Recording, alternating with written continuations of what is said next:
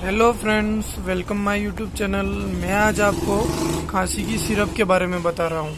अगर किसी भी व्यक्ति को, बच्चे को या बड़े को या बूढ़े को सूखी खांसी चल रही हो, कफ नहीं आ रहा हो, तब यह सिरप दी जाती है। इसका नाम है ब्रोडेक्स। इसमें सब्स्टिट्यूट ब्रोमेक्सिन, डेक्सोमिथोर्फेन और अमोनियम और मिंथोल मिला हुआ है। अगर आपका गला सूखा रह रहा हो और सूखी खांसी चल रही हो, तब यह सिरप दी जाती है। इसकी डोज 10 साल से ऊपर के बच्चे को, बड़े को 10 ml दिन में 3 बार, सुबह, दिन में और शाम को।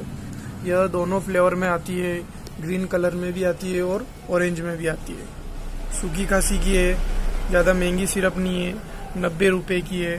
पार्थ कंपनी की आती है और अच्छी है और ब्रांडेड है।